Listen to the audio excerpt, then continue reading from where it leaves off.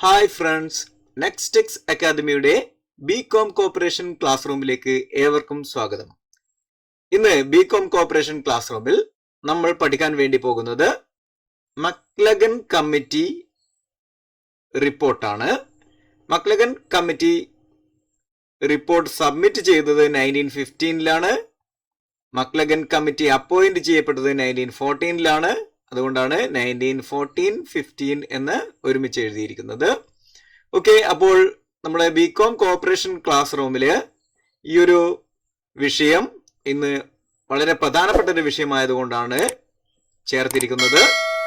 അപ്പോൾ നിങ്ങൾ ഈ ചാനൽ ആദ്യമായി സന്ദർശിക്കുകയാണ് എങ്കിൽ തീർച്ചയായും ചാനൽ സബ്സ്ക്രൈബ് ചെയ്യുക. അതുപോലെ തന്നെ കൂട്ടുകാർക്കായി വീഡിയോ ഷെയർ ചെയ്യുകയും ചെയ്യുക. ഓക്കെ, അപ്പോൾ നമുക്ക് നേരിട്ട് ക്ലാസ്സിലേക്ക് കടക്കാം അല്ലേ?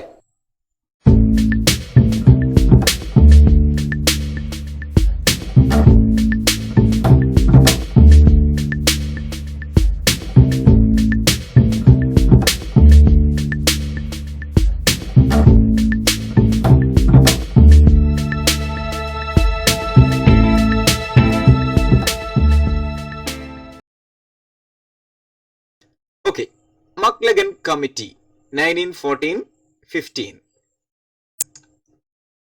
First committee on corporation. ഇന്ത്യയുടെ കോപ്പറേറ്റീവ് മൂവ്മെന്റില് ആദ്യം ഫോം ചെയ്ത കമ്മിറ്റിയാണ് മക്ലഗൻ കമ്മിറ്റി.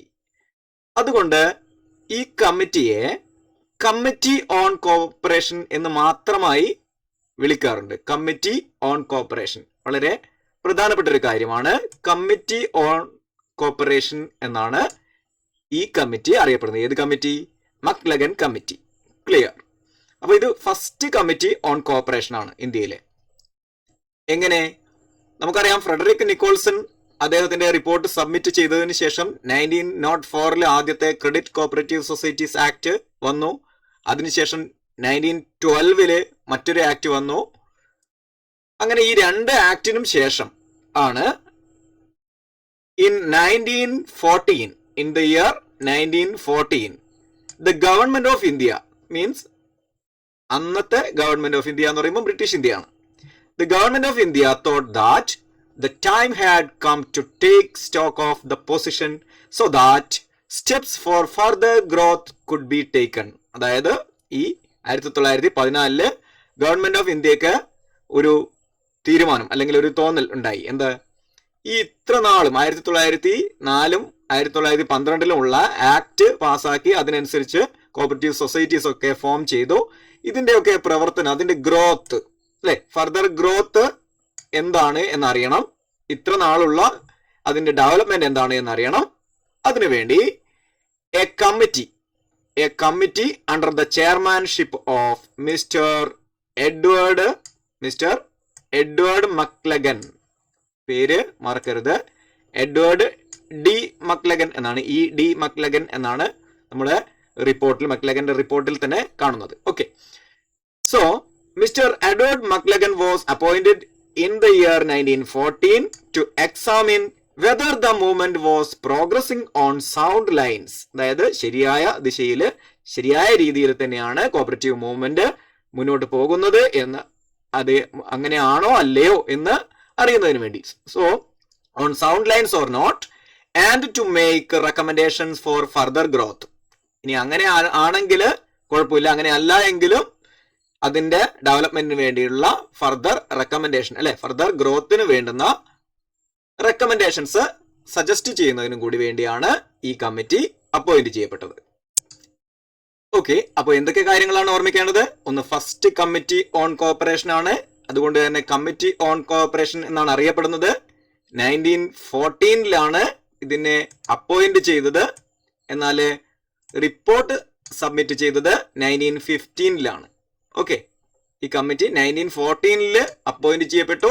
എന്നാൽ റിപ്പോർട്ട് സബ്മിറ്റ് ചെയ്തത് 1915. അതുകൊണ്ടാണ് 14 to 15 എന്ന രണ്ട് ഇയറും പ്രധാനമായിട്ട് പഠിക്കുന്നത്. എന്നാൽ കമ്മിറ്റി റിപ്പോർട്ടിനകത്ത് 1915 എന്നാണ് എഴുതിയിരിക്കുന്നത്.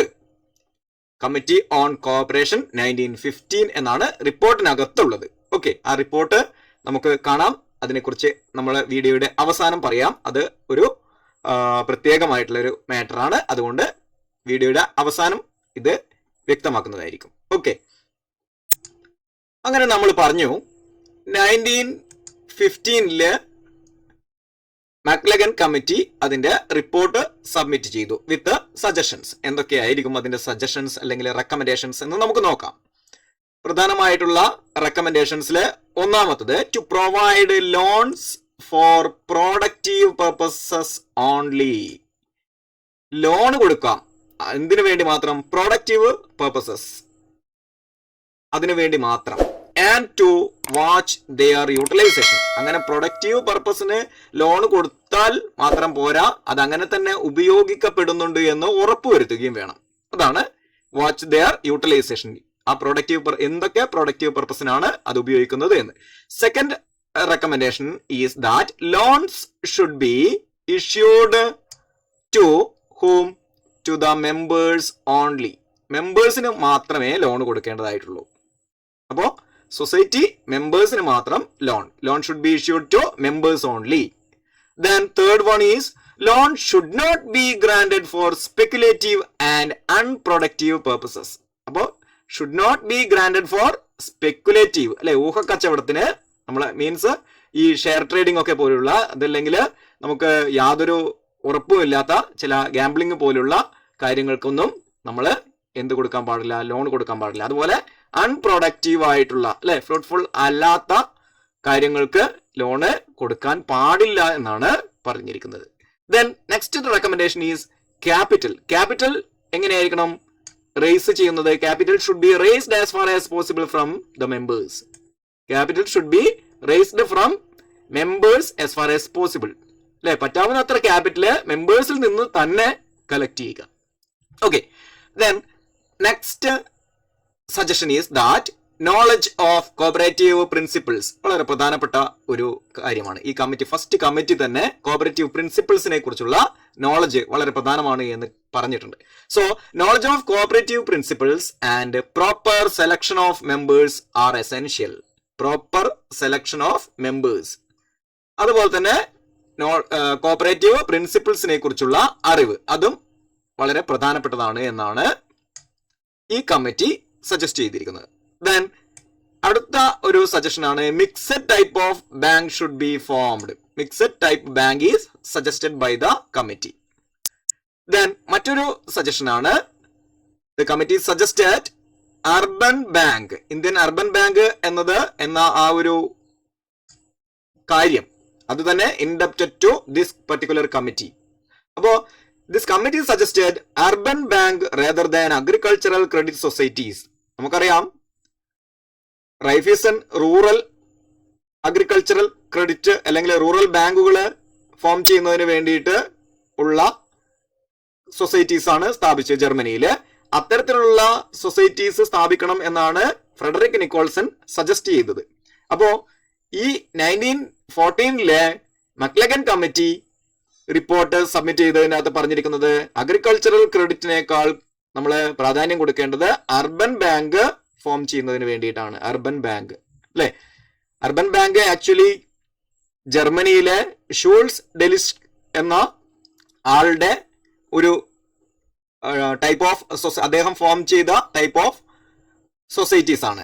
ആ ഒരു രീതിയാണ് ആക്ച്വലി അർബൻ ബാങ്കിന്റെ ഫോർമേഷനിൽ പിന്നിൽ ഉള്ള കാര്യം. റൂറൽ ക്രെഡിറ്റിന് റൂറൽ ബാങ്കുകൾ റൈഫീസനും അതുപോലെ തന്നെ അർബൻ ബാങ്കുകൾ ഷൂൾസ് ഡെലിസ്കോന്റെ ടൈപ്പ് ഓഫ് സൊസൈറ്റീസുമാണ്. ഓക്കെ, ദെൻ ഇത്രയുമാണ് പ്രധാനമായിട്ടുള്ള റെക്കമെൻഡേഷൻസ്. ആരുടെ? മക്ലഗൻ കമ്മിറ്റിയുടെ recommendations. Then effects of these കമ്മിറ്റിയുടെ ഈ ഒരു പഠനത്തിന്റെ ഇഫക്ട്സ് എന്തൊക്കെയാണ് എന്ന് നമുക്ക് നോക്കാം. That is the Maclagan Committee report had far-reaching effects on the cooperative movement. It cried a halt to hasty organization of societies. എന്താണ് അത്? ഒരു കാര്യം പ്രത്യേകമായിട്ട് സ്റ്റോപ്പ് ചെയ്യാൻ വേണ്ടി പറഞ്ഞു. എന്ത്? Hasty organisation of societies. Societies ഇങ്ങനെ ധൃതി പിടിച്ച് ഫോം ചെയ്യുന്നത് അല്ലെങ്കിൽ ഓർഗനൈസ് ചെയ്യുന്നത് തടയുക, അല്ലെങ്കിൽ മതി, സ്റ്റോപ്പ് ചെയ്യൂ എന്നുള്ള ഒരു കാര്യമാണ് കമ്മിറ്റി പറഞ്ഞിരിക്കുന്നത്. എന്നിട്ട് അവർ ഏതിന് സ്ട്രെസ് ചെയ്യണം എന്നാ പറഞ്ഞത്? they stressed the moral side. അവർ പറഞ്ഞിരിക്കുന്നത് തിരക്ക് പിടിച്ച് ധൃതി പിടിച്ചിട്ട് കമ്മിറ്റി ഓർഗനൈസ് ചെയ്യേണ്ട ആവശ്യമില്ല. കോപ്പറേറ്റീവ് സൊസൈറ്റീസ് എന്ത് ചെയ്യണം?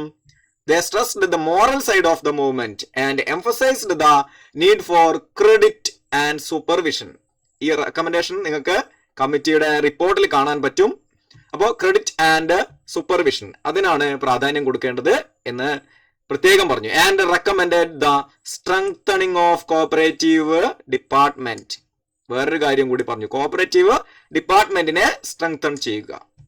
അപ്പോൾ ഇതാണ് പ്രധാനമായിട്ടും ഉണ്ടായ ഒരു എഫക്റ്റ്. നമ്മൾ നേരത്തെ പറഞ്ഞു കോപ്പറേറ്റീവ് പ്രിൻസിപ്പിൾസിന് പ്രാധാന്യം കൊടുത്തിട്ടുണ്ടായിരുന്നു.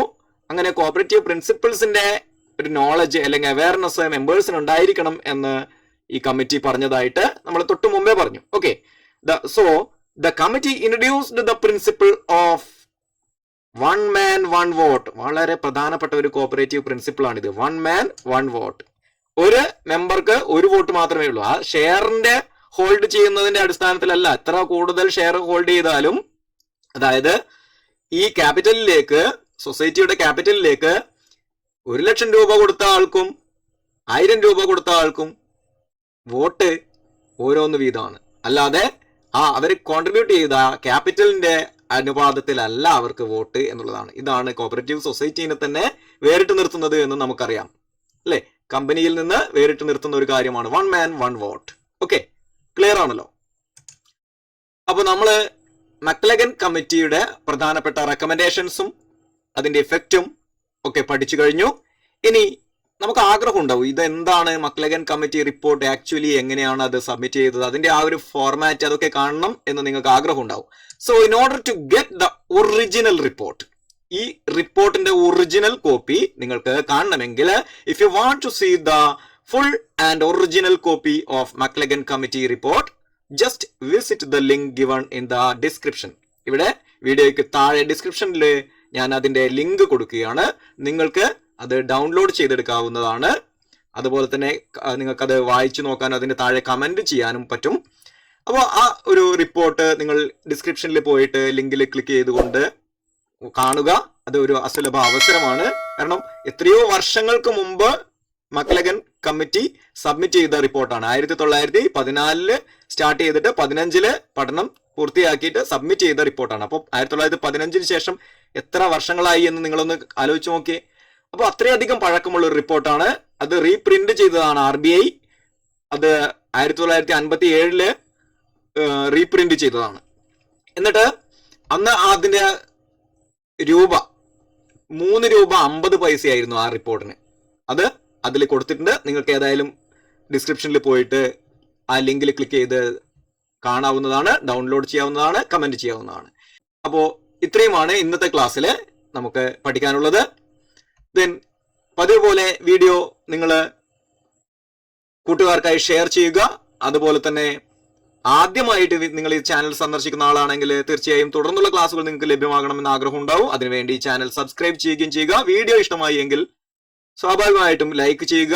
ഇനി തുടർന്ന് ഏതെങ്കിലും കോർപ്പറേഷന്റെ ക്ലാസ്സോ അല്ലെങ്കിൽ മറ്റുള്ള ഏതെങ്കിലും കൊമേഴ്സ് സബ്ജക്റ്റിലെ ക്ലാസ്സോ നിങ്ങൾക്ക് ആവശ്യമാണ് എങ്കിൽ അത് കമന്റ് സെക്ഷനിൽ ഒന്ന് സൂചിപ്പിക്കുകയും ചെയ്യുക. Okay, thank you for watching. Thank you.